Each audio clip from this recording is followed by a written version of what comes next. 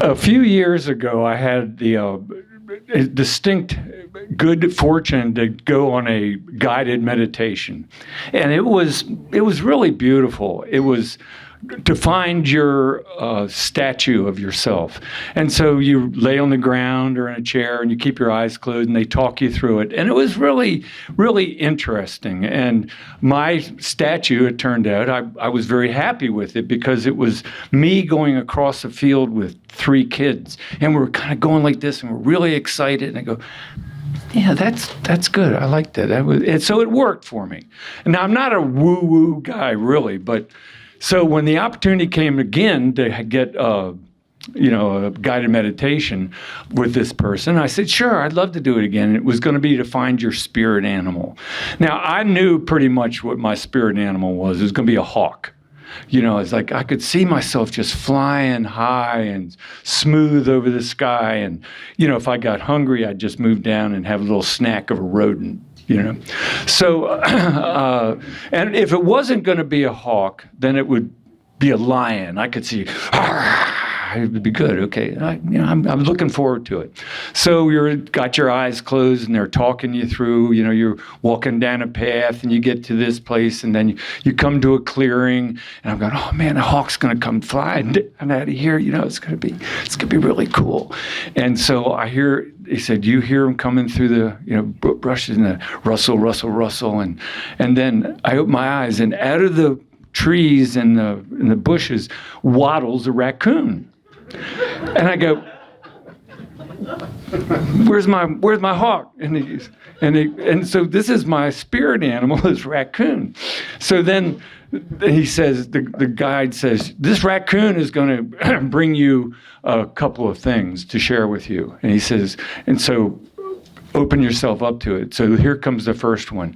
And then the raccoon in my guided meditation takes out wax paper and unfolds it. And it's a sandwich that's been cut in half. And he offers me half of the sandwich. And I go, okay. And peanut butter? Really? Okay. Peanut butter sandwich. All right. Well, okay. And so then and then he says he's going to give you the second thing. And so he pulls out this leather roll and he unrolls it, and it's about this wide, and it's all these beautiful hand tools. It's like an adze and an awl and cutting tools, and every one of them is perfectly balanced and like a piece of artwork. Each one of them little sculptures. And I go, I'm a tool guy. I can get along with this raccoon. So I can dig it. Forget you, hawk. I'm gone from you. So it was beautiful. It was really interesting. And I said, I could get together with this guy. So about a year later, I get a call from the tenant we have. My wife and I own a cottage in Riverdale, which is inside the Beltway, and it backs up to a park. And we rent it. And the tenant says, Michael, I think there's a raccoon in the ceiling of the cottage. And I go, yes. My spirit animal. Are you sure? And she goes, well, I saw it go down in the hole and I hear the noise and the thing. So, okay, I got it. I'll go down there. And I get down there and I can hear the scratching around. He says, okay, so I call up a trapper, and he shows up with a have a heart trap, which is, I'll describe it in a minute.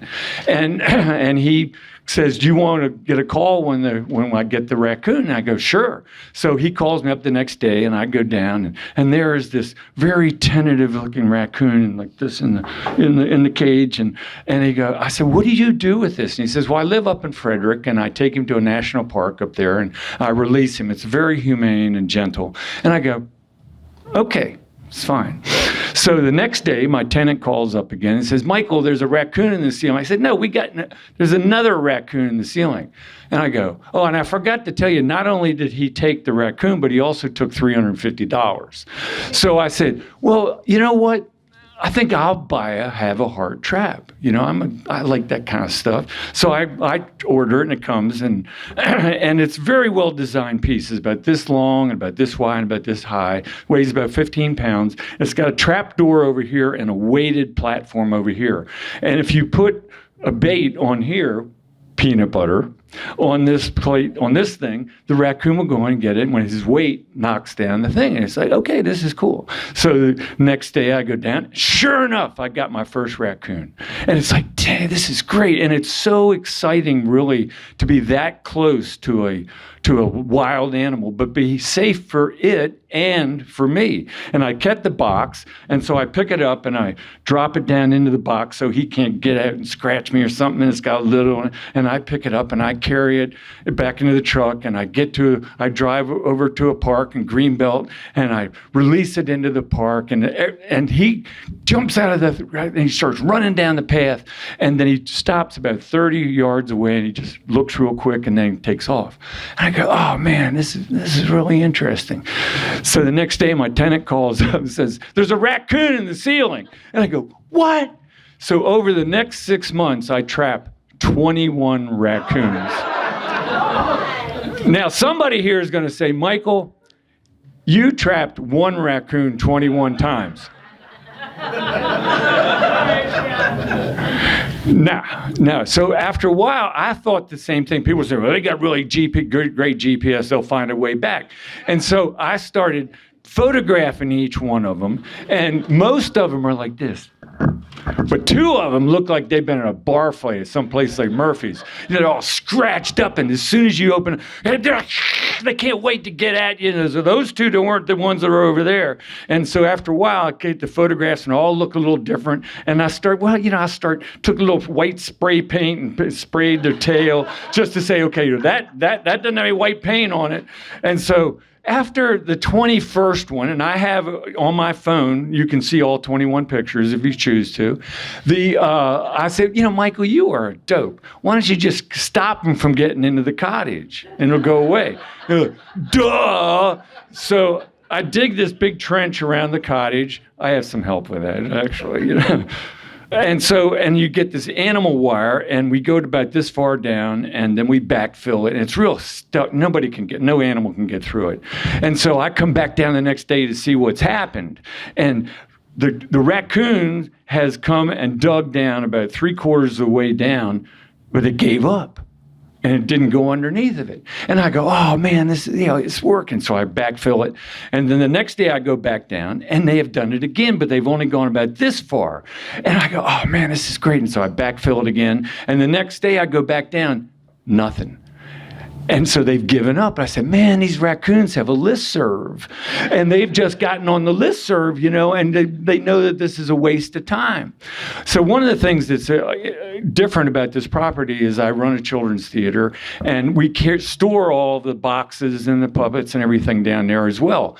And there's this one building which has got these long 8-foot boxes that are open at the top, and you drop backdrops into them. So I pull that into the truck. I got a show the next day, pull it into the truck, and I start to drive off into Riverdale, and I start coming up over East-West Highway. If you know that area, I'm coming up over the bridge on East-West Highway, and I'm heading towards Route 1. This is Riverdale, Hyattsville.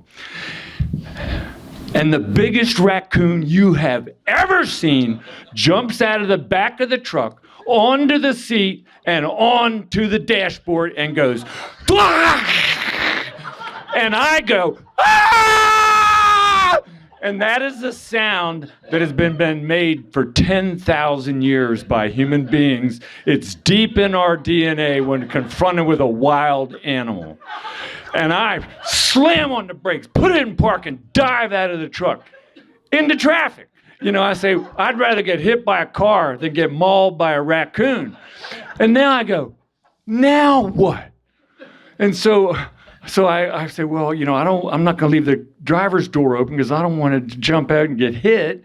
And so I'm humane. And so then I open the passenger door, and I pull open the back and the sides, and I pull the long box out, and I don't pull it all the way. I just leave it laying down like this, and I get it on a microphone stand, and it's pulled out to 6 feet, and I start poking around. I can see him going like this in there.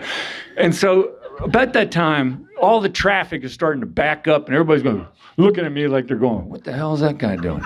So this really nice guy stops behind me. He says, and he comes up, and he thinks I'm having trouble getting the box back into the truck, and he's going to help. And so I say, oh, no, it's a raccoon. He goes, K? And I go, raccoon. K? So I hand him the microphone stand. He starts poking, oh, Mapache! And I go, Mapache, that's right, yeah. And he goes, oh, man. And so then after about 5 or 10 minutes of us poking around in there, finally the raccoon jumps out of the truck on that side, hits the edge of the bridge, and jumps right into this tree, which I showed everybody on the way over here, that tree. And he jumps in the tree, and right at that time, like every other one did, they kind of look back just for a split second and then take off down the tree. And so in that time, I believe he said, thanks for releasing me. And I left you a present for releasing me in the truck. And I go, okay. So I go back into the truck, and he is taking a dump on the dashboard. And I, yeah, thanks. And so now I'm very comfortable with this as my spirit animal, though. He shares his food. He's a tool guy, and he's got a great sense of humor. And I'm just grateful today that my spirit animal is not a lion, because that could have turned out much worse.